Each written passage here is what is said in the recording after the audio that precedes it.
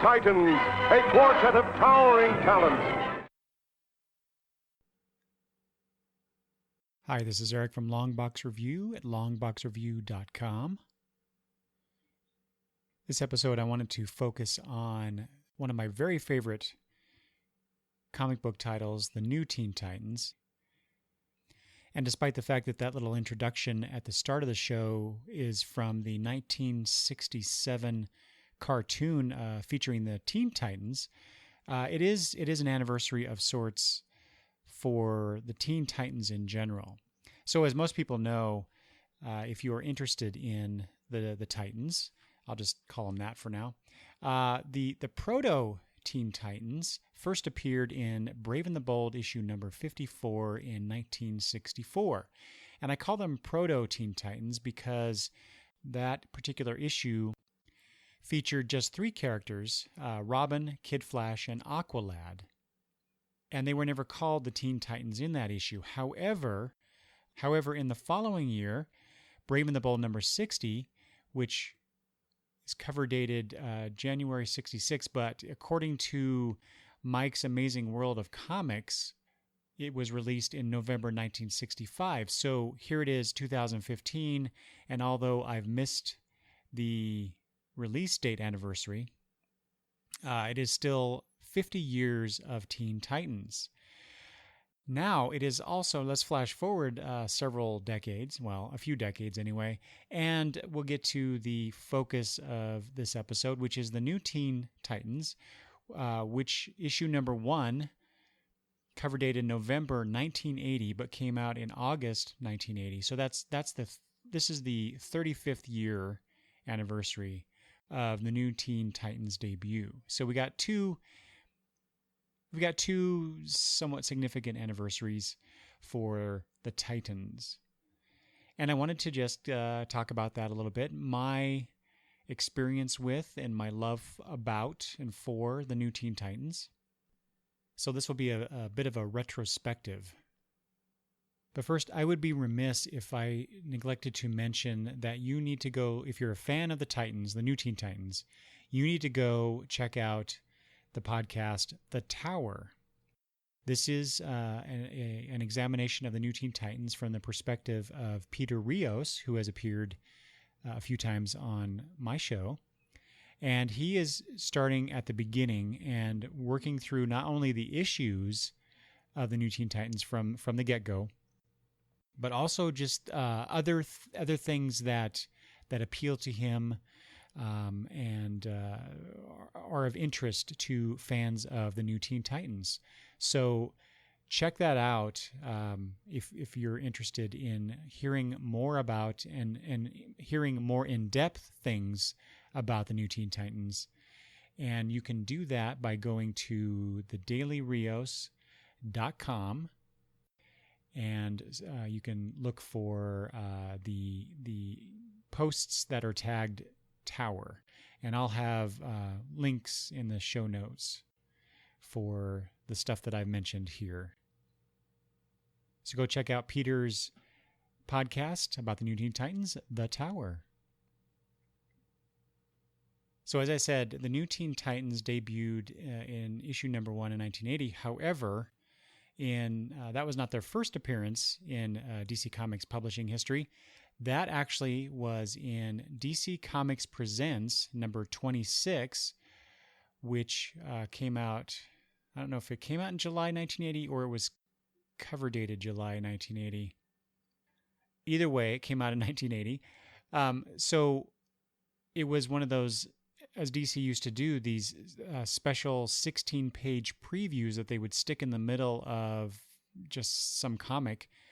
It occurs to me now that I'm actually somewhat intrigued by how DC decided to put these, or what issues to put these previews into. So why DC Comics Presents? And that particular issue featured a team up with Superman and Green Lantern, which is why I bought it. The cover of that issue has Green Lantern. I think it's shown that he's being controlled by an alien force, but Green Lantern has created this huge chunk of kryptonite and is slowly killing Superman with it.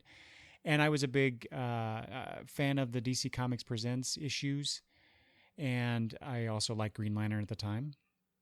So it was a no-brainer for me to get that issue when it came out. So I did not buy that issue because of the new Teen Titans preview in it, but it was a wonderful happenstance because once I read that preview, I remember this distinctly. I was sitting on my couch reading this comic, and I thought to myself after I read this, I want to read this. So, I knew it was coming out soon. I knew it was going to be a new #1 issue, and I thought, hey, this would be a good way to start reading a brand new comic from the get-go, featuring some interesting characters. And to me, the only character that I knew really was Robin, maybe Wonder Girl. I'm trying to remember, because this is 35 years ago now. I'm trying to remember if I really knew who the Teen Titans were. I do recall seeing on the stands at a local corner grocery store that I would go to. It was near my house. They had some comics there, not too many, but I would go there to get some comics sometimes. And so I distinctly remember seeing the final issue of the Teen Titans run. I think it's number 53 that came out in 1978. Now, I didn't buy that issue, but I just remember that cover, which has the Teen Titans duking it out with their adult mentors on the cover. And so while it was the final issue of the Teen Titans run for a while, it was a flashback tale that told the secret origin of the Teen Titans getting together. Which is interesting because I'll go back even further. So go back to that Brave and the Bold number 60 issue, where it's the first time that the group is called Teen Titans, and Wonder Girl is just there all of a sudden for some reason. It's never explained in that issue, at least that I can recall, as to how she got together with Robin, Kid Flash, and Aqualad to become the Teen Titans. So anyway, I like I said, I distinctly remember wanting to get this series, and I told myself, okay, I gotta look for this. I gotta find this issue. And this is, you have to remember, for those younger readers out there, there were no comic book shops at that time. At least, definitely not where I lived. The direct market was just starting out about that time, I believe. Anyway, so how did I get comics back then if there were no comic shops? Well, you would go into convenience stores, like Circle K. You would go into grocery stores. There were a couple in my hometown where I'd get comics, but you were lucky if you could get consecutive issues, because the people who, I don't know, I honestly don't know the inside out of this, but it seemed like that the people who stocked the comics, who ordered the comics, maybe didn't care whether things showed up consecutively or, how many issues and all that stuff. Anyway, long story short, I never got that #1 issue. So in the time between DC Comics Presents number 26, like I said, which is July 1980, I'm assuming that's the cover date, and then November 1980 cover date. So a few months down the road, New Teen Titans #1 comes out. I never saw it. So I guess out of sight, out of mind, because it's not until 2 years later where I spy an issue of the New Teen Titans in a drugstore that I found had comics, or that sold comics. And that was kind of my go-to place at that time. And I happened to see an issue of the New Teen Titans. It was number 23 on the stand. So this is June of '82. And this is number 23 was my very first issue of the New Teen Titans that I bought. And this is the one that features Coriander Starfire being tortured on the cover by her sister, Commander, also known as Blackfire. And this is the story in which the Titans go out into space and to rescue Coriander, which is a really good story. But that was my first issue, so I missed the previous 22 issues of this comic that I absolutely love to this day. Of course, from then on, I was hooked. I bought every monthly issue since number 23, and then started my quest for back issues. And they were hard to find, guys. Like I said, in my little town where I grew up, we were lucky enough to have one comic book shop, if you can even call it that, in the area. And so I could only get so many back issues from that particular shop because they only had so many. I bought as many as I could. The very first one that I got was issue number 4. And that issue, and that's the issue that featured the first confrontation between the New Teen Titans and the Justice League of America, which is pretty much why I bought that first back issue as opposed to any other. There's a whole story about that particular issue, number 4, that I told on an episode of The Gutters, which is the comic book horror stories. That's from July 2015 when I released that. So if you want to know that backstory, go listen to that particular episode. And so over the years, I just kept trying to get all of the previous back issues. Of significance, I remember distinctly paying. I found issue number 1, and I had a pretty good job at that time for the age that I was back then. I actually don't remember what year that was that I bought this, but I bought number 1 for $25, and that was the most at that time, and probably for a long time after that, that I had spent on any single issue of a comic. And I was so willing to part with $25. And that was a lot of money, guys, especially for me. I had an allowance that my parents gave me for doing chores around the house. I got $10 a month. And this is in the 1980s, all the way up through when I graduated high school in the late 80s.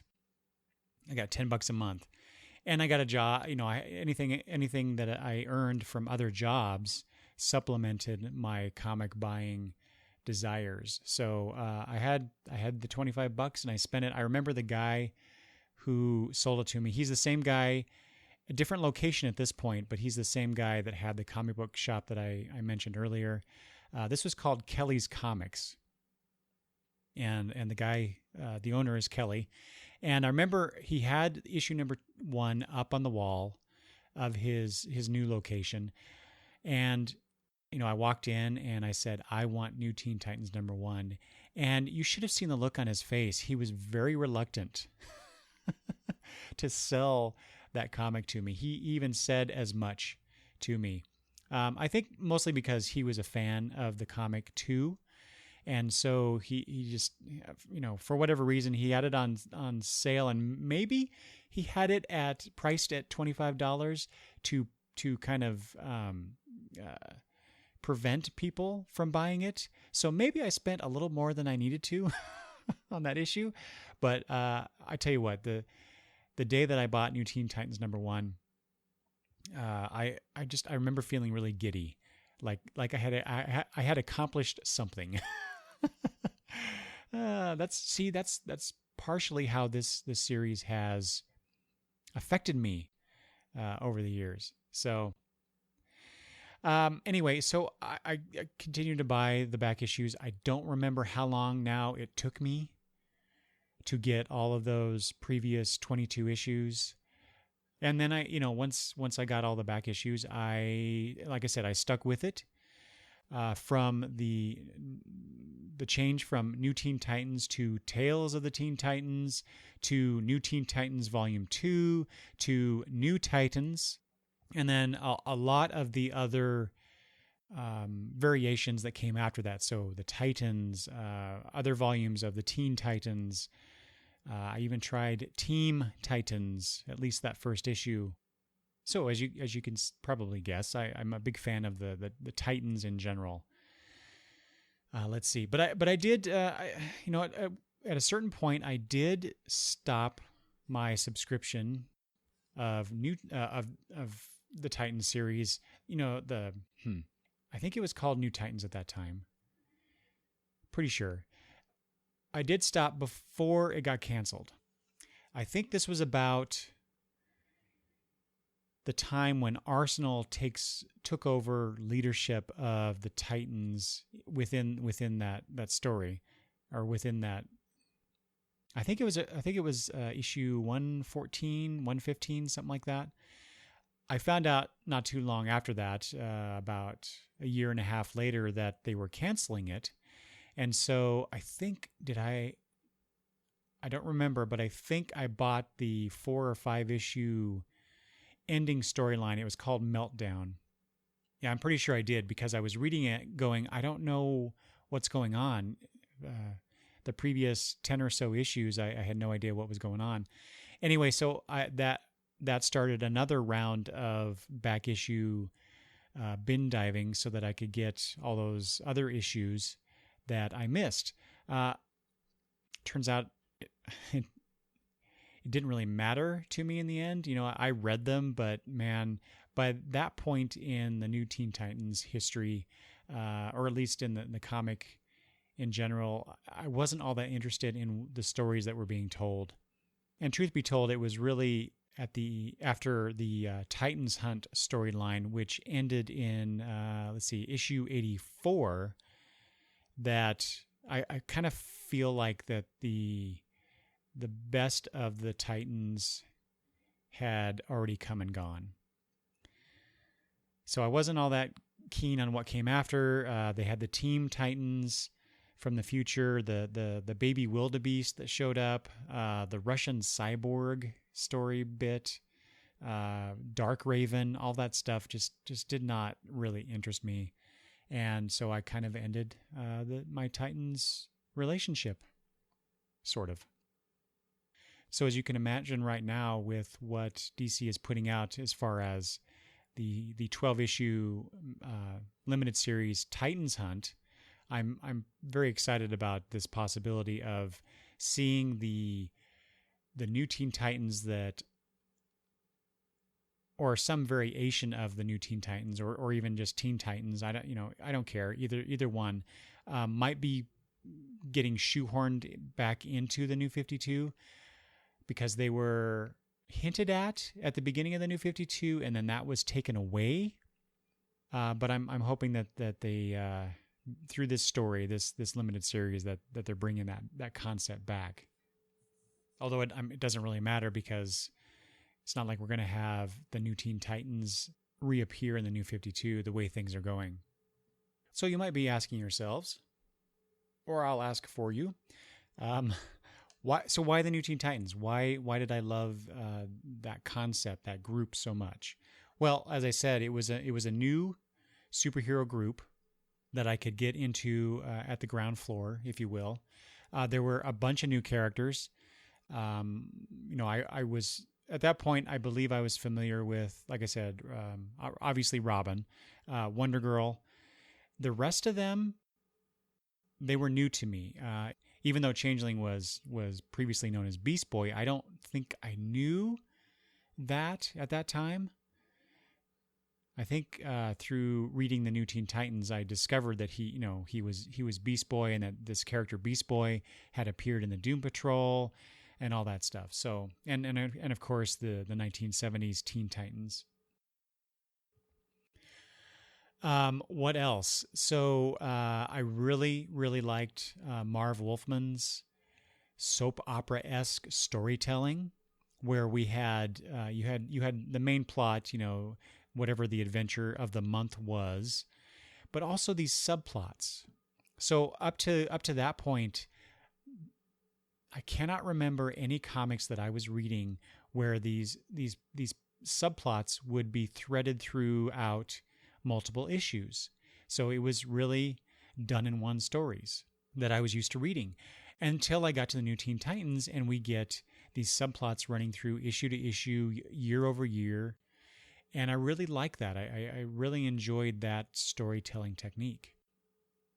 And of course, it goes without saying that the art of the incredible George Perez is a huge, huge part of why I really love the New Teen Titans comic. George's work on that series, while a little rough at first, once you get into the second and especially the years after that, his work is just impeccable. It's just so detail-oriented, distinctive. The faces that he draws, the body types, the hairstyles, the clothing.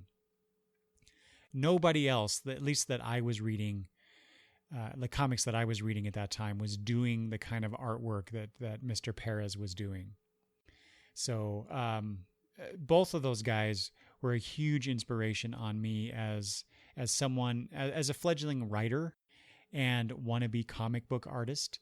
So of course, the stories that I wrote about my own characters, I wrote basically clones of the New Teen Titans. I wrote in a style similar to Marv's plotting, the subplotting elements that I talked about. And of course, I tried to draw just like Mr. Perez. So, and that's a type of artwork style that I continue to like to this day. I found myself, because of his work on New Teen Titans, I found myself drawn to artists who drew more, I'll say, realistically, if you can even say that about superhero comics. I'm thinking of Neil Adams stuff and other artists like that, where there's a sense of realism in their work. And of course, I'll have to spotlight this particular character, Dick Grayson. It was a huge reason why I love the New Teen Titans. What Dick Grayson was shown going through during especially those first few years of the New Teen Titans, just the pressure, and this is just my interpretation of the things that happened that I read. Just the pressure that this poor guy felt about just growing up in general, moving out of his quote unquote dad's shadow, escaping the from under the shadow of the Batman, if you will. Just trying to do a good job as being a leader and a superhero, and just a boyfriend for that matter. I really identified with him. Being a fledgling teenager myself at the time of the series. So, 1980, at the end of 1980, I turned 12. And so now flash forward a couple of years, so now I'm almost 14 when I pick up that copy of issue number 23. So I kind of felt like I was growing up with Dick Grayson during this comic. Now, of course, I think that Dick Grayson was portrayed as a bit older than I was by at least a few years in that series, but still, I just felt that kinship, I guess, with a character. And there's a few particular stories or storylines that feature Dick Grayson that I don't know. I just remember feeling like I really identified with this guy. There was something about him that made me want to be like him, and also I just felt like him to some degree. And I realize I'm repeating myself now, so I will move on. I just felt like the New Teen Titans, just the series itself had entertaining stories with really interesting characters. Let's see, I really liked Changeling. first of all, I want to say I know Beast Boy is in vogue now and has been for quite a while, but I really like the idea. Once I understood the history, once I knew the history of the character, I really liked how they changed him from like the kind of the stupid sounding name of Beast Boy to Changeling. And I really liked his personality. Oh, wait, which is weird. Go back to that, the name thing. It's weird because that whole boy, lass, girl, lad thing from the Legion of Superheroes is one of the things that I love about the Legion of Superheroes. So I'm not sure why I felt like Beast Boy was dumb and the Legion names weren't. But that's a discussion for another episode. A little teaser there involving the Legion. But I really liked Gar Logan's humorous aspects. You know, he was the annoying younger person in the group, but he provided some wit and levity to the situation. But there was some depth to him that they showed oftentimes, especially when he felt like his friends and loved ones were put in danger, especially if it's because of him. There were a few times where he got very serious and rivaled Robin in his angstiness. And then you had his friendship with Cyborg, Vic Stone, who has a series out right now. Vic was not a character I really identified with all that much, I have to say. He was portrayed as an athletic guy. That's not to say that I didn't enjoy Cyborg's overall contributions to the title and the stories. I just never really connected with him. Same with Raven. I recognized her. I recognize her as an integral part of the group. She is the reason that the new Teen Titans were brought together.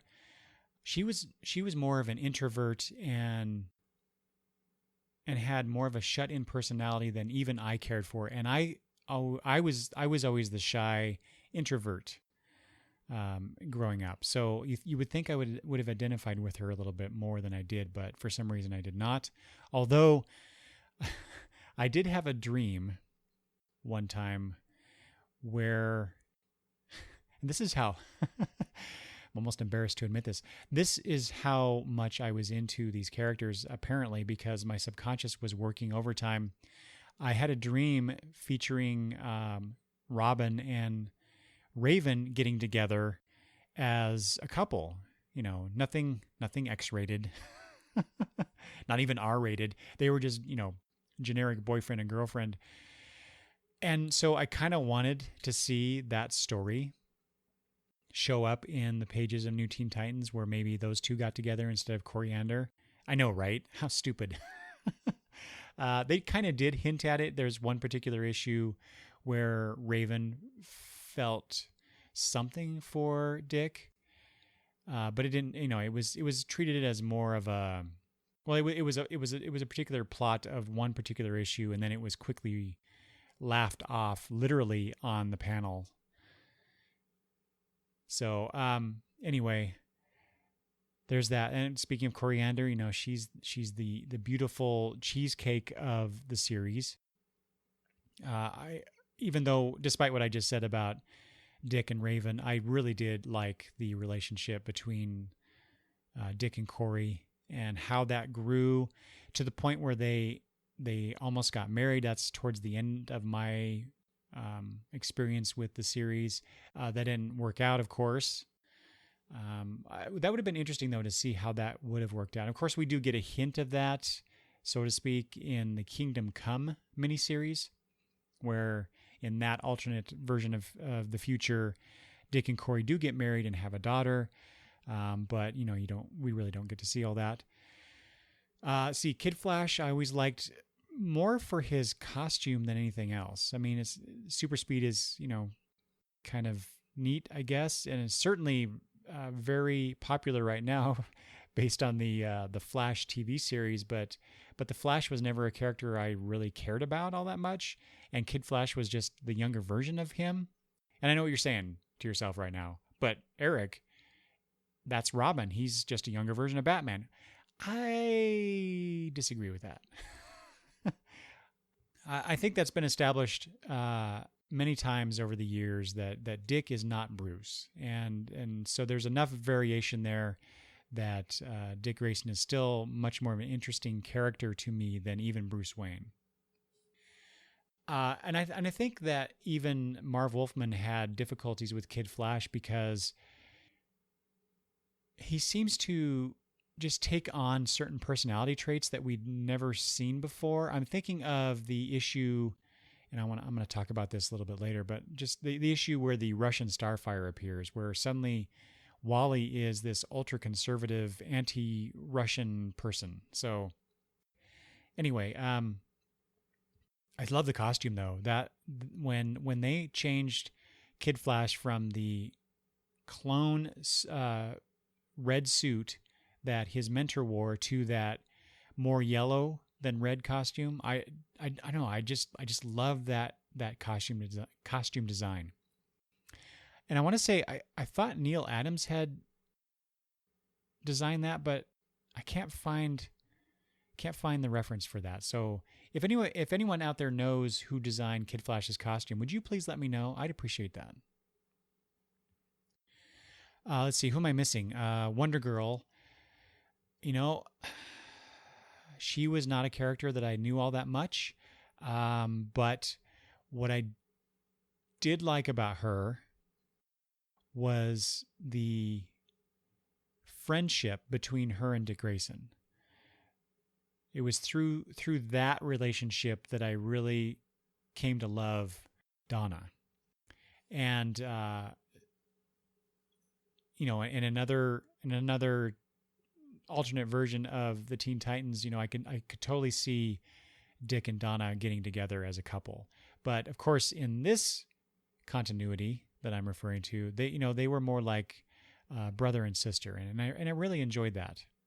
There was this really good storyline in the volume 2, the Baxter run, as we affectionately call it, where Jason Todd as Robin shows up for some adventures with them, and Donna is feeling a little stressed and starts referring to Jason Todd Robin as Dick Grayson. So it's obvious that Donna had a really strong connection with Dick and was really missing him at that point in the series. Let's see, what else about the new Teen Titans? Oh, the great villains. There's some really great villains that were introduced in this series. I already mentioned Commander, aka Blackfire, Coriander's sister. She was particularly brutal and soulless in a way. I seem to recall that later on in the series that she and Corey have a reconciliation, and in fact, Commander Blackfire ends up ruling Tamaran, if I remember correctly. Anyway, so she has a bit of a change of heart. Let's see, who else? Deathstroke, obviously. I mean, he appeared in issue number 2, I believe, of the series, and he's still a character that's going strong. He's appeared on Arrow, so this guy who has basically he's Batman on steroids and wields a lot of weapons and has a really cool mask design. Is still going strong 35 years later. Probably not going as strong these next two villains, but I really enjoyed them, especially during the run of this series. Brother Blood was one. That guy was just, boy, talk about someone who can manipulate a situation to his advantage. There was a storyline involving him and that was and the media. So he had Bethany Snow was a character that showed up in the Titans. She was a TV news personality or some sort of TV personality. And turns out that she was an acolyte of Brother Blood, I believe, if I remember correctly.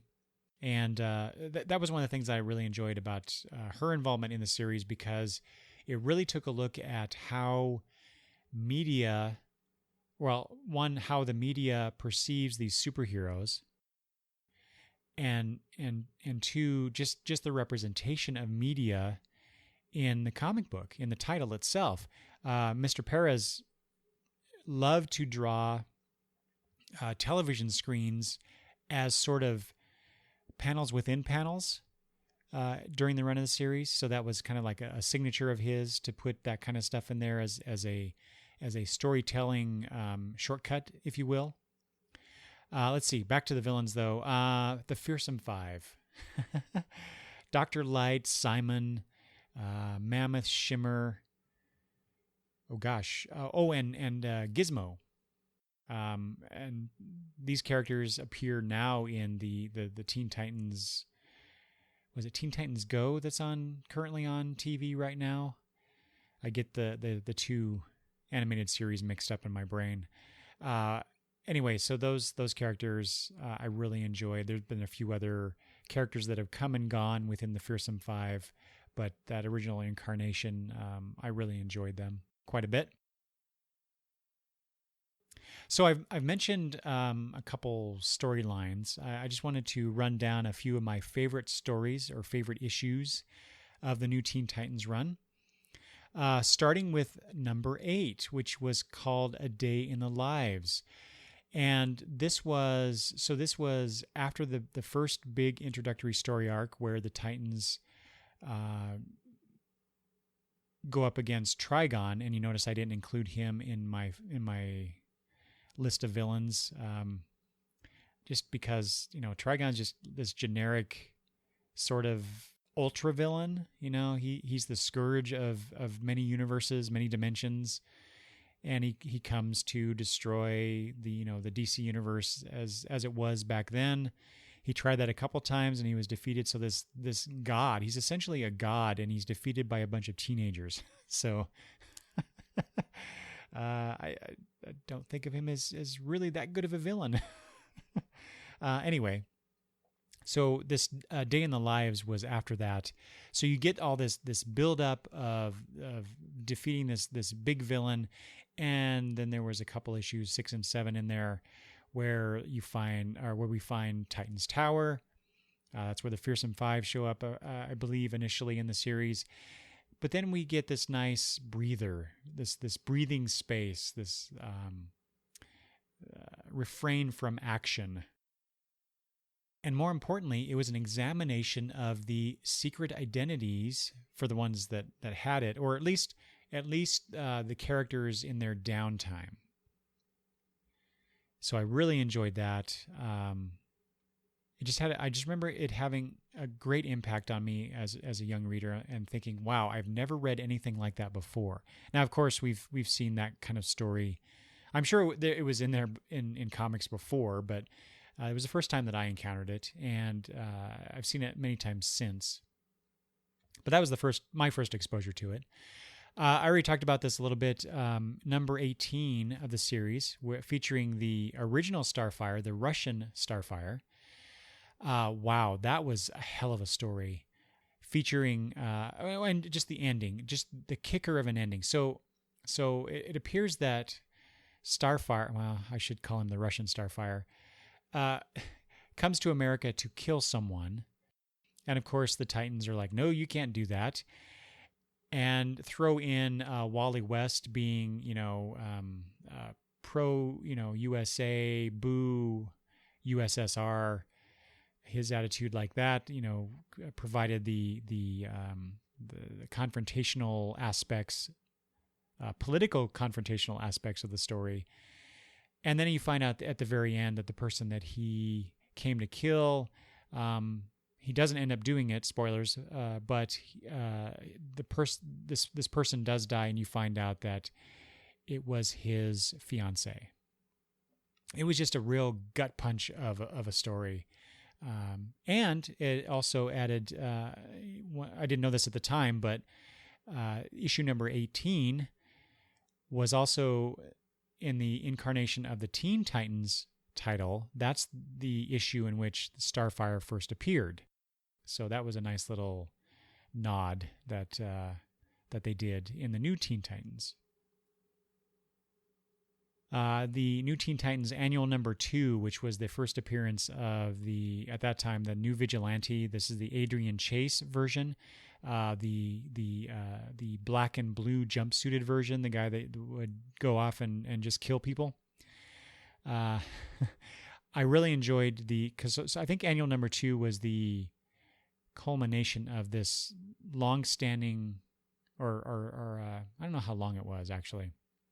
But it was this plot that was running through several issues of the story where Robin was getting more and more dark, if you will. He was moving to the dark side, I guess, a little bit. And while Dick would never cross that line and kill anybody, he was being a little more Batman-esque, if you will, on these organized crime members that were in the story. Basically, Vigilante was influencing Robin towards probably not such a great methodology. But I remember really liking that Annual Number 2 in particular. I was in the 9th grade at that time when that issue came out. And we had to do these, I was in speech class, and we had to do a particular speech where we talked about something that was important to us in our lives. And I brought that issue. So imagine, I'm a something ager, I don't remember how old I was back then. I think that was 1980, I want to say that was 1984. So I was almost 16 at that time. So I'm a 15-year-old comic book nerd. Like I said before, I was really shy, and I get up and I talk about this comic. I'm supposed to talk about this comic for, I think, 15, 20 minutes.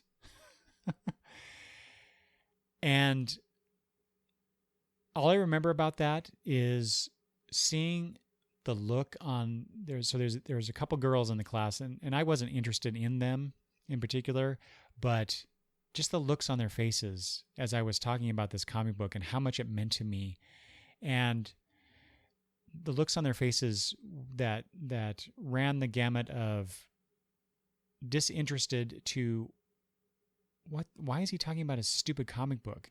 And I am probably really projecting my own insecurities onto the faces of those girls. But I remember cutting my speech a little short because I just got so nervous being up there in front of everybody. But that was a big moment for me to get up in front of all those kids in the class and talk about comic books and talk about that one in particular. So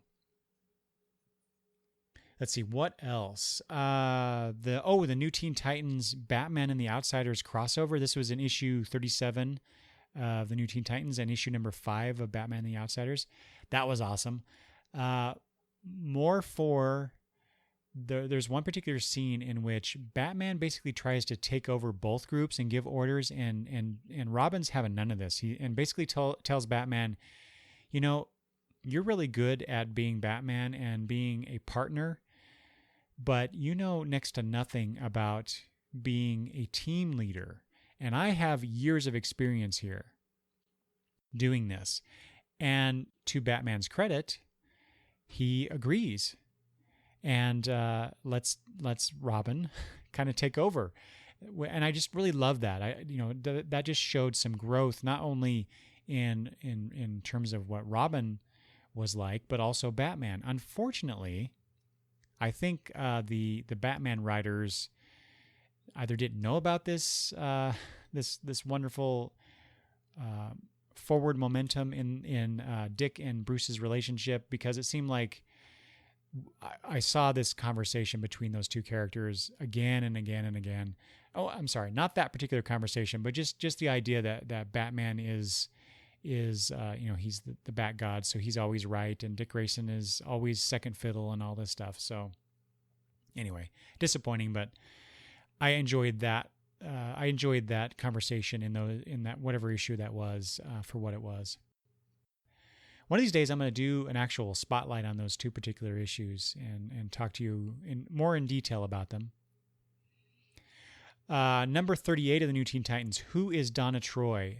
This is probably my favorite single issue of of the Titans run, of all the Titans run, all the Titans titles. So this is shortly before Donna Troy gets married to her boyfriend at that time, Terry Long, and it's really important that she find out basically who she is, where she comes from, what her origin is, because at the time, Wonder Girl's origin is that Wonder Woman found her in a burning apartment, and she has no idea who her real parents were. So, as a favor to her, as prompted by Terry, before they get married, Terry asks Robin to look into this. So he does this, and mostly it's Dick Grayson doing detective work. It's not Robin. I mean, he shows up as Robin in the beginning and the end, I think, but mostly it's just Dick Grayson doing this, and then just the part where Dick Grayson finds out Donna's history and where she comes from, and the people that knew her when she was young. It was a very emotional issue, and it was really good. I really enjoyed that. I really like the personal, emotional, gut-wrenching, whether in a positive or even negative way. I really like those stories. Speaking of gut-wrenching, who can think of the New Teen Titans or be a fan of the New Teen Titans run and not talk about the Terra storyline that culminated in the Judas Contract? Now, this is probably my favorite overall storyline of the New Teen Titans. Wow. Just bringing in this new character, Terra, joining the group, and then you find out I can't remember the issue, you find out at the end of one of the issues that Terra is a plant put there by Deathstroke. So we are in the late 30s, early 40s when Terra shows up. I can't remember the issue. And the Judas Contract ends, I think, with issue number 44, and then the annual that follows. You get a good chunk of issues where this Terra character is ingratiating herself to, not just to the New Teen Titans, but to us. And then you find out that she's this sociopath, and the impact of that on Gar Logan too it was really good storytelling. That's also the Judas Contract. Of course, you get the new character Jericho coming into it, and of course, you have Nightwing debut. So that was really cool. In the I mentioned the Baxter run. This is the New Teen Titans Volume 2, where the issues were printed on the higher quality Baxter paper, and that's when you get Trigon's return. That was an interesting storyline. I mostly for the art though, because Perez inked himself on at least one issue, if not a few of them. And so you get a little different look to the series. But more importantly, there was a couple issues there where they used George's tight pencils instead of inking over them, both for dramatic effect. The Titans go into this other realm, this otherworldly realm, and so the look of it is altered. The look of the comic is altered by allowing George's pencils to be used instead of them being inked. And then there's the dark mirror image evil type characters that show up. It's an illusion, but they show up, the evil versions of the characters themselves, and those were all drawn using the pencils, and that was a really cool effect too. Other favorite storylines real quick. Who is Wonder Girl? So after the crisis happened and Wonder Woman didn't appear until later. She first in post-crisis, she first appeared in Legends, I believe. So this is after some of the heroes were already established.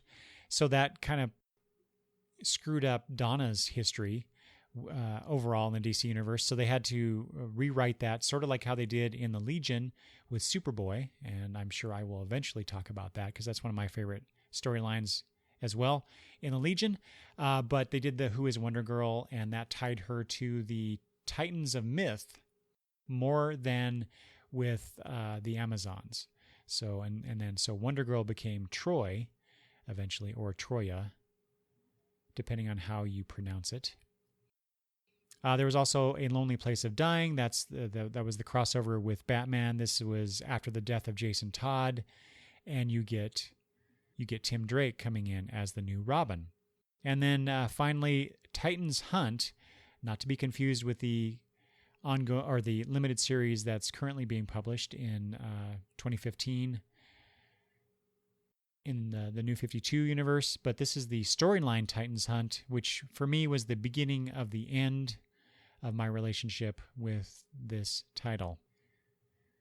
Oh, and I should mention, since I'm talking about Titans Hunt, who was it that did? Was it Tom Grummett on art? So obviously Perez did not do all of the issues of the New Teen Titans or New Titans or whatever. Other artists, filled in for a while. And then Tom Grummett came on. And I always felt that Tom was a nice successor to Perez's work on the book. So I think I mentioned the impact of the New Teen Titans on me. In part was Marv and George's work inspired me to write my own stories and to do my own art. I created a teen superhero group, first called the Defenders. I know, original, right? And then changed to the Crusaders, because at that time I did not know of a superhero group by that name. So I did this. I wrote the first story, and I wrote these stories longhand, in pencil on lined paper, and I wrote these stories starting in March of 1984, and so that was the same month that Tales of the Teen Titans number 44 came out. And that's the one where I believe Nightwing first appears. So beginning in March 1984, I started writing these stories, and I wrote these stories. I tried to do once a month because I was, sort of trying to mimic comic book release schedules. That didn't always happen.